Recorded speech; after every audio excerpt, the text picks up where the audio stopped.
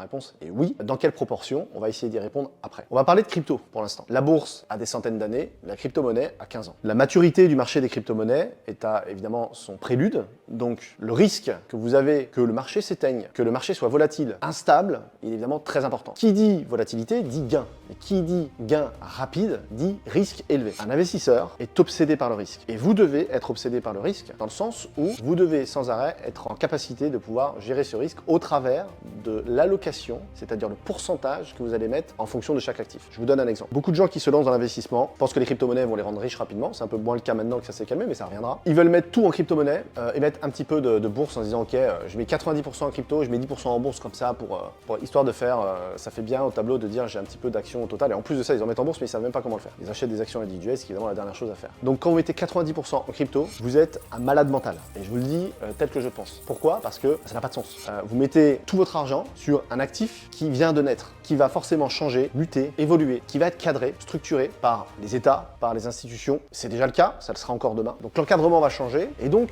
l'écosystème et la façon dont vous allez pouvoir investir dessus va forcément changer. Donc la proportion devrait être à l'inverse. C'est-à-dire qu'un investisseur raisonnable mettra 90% en bourse, 10% en crypto.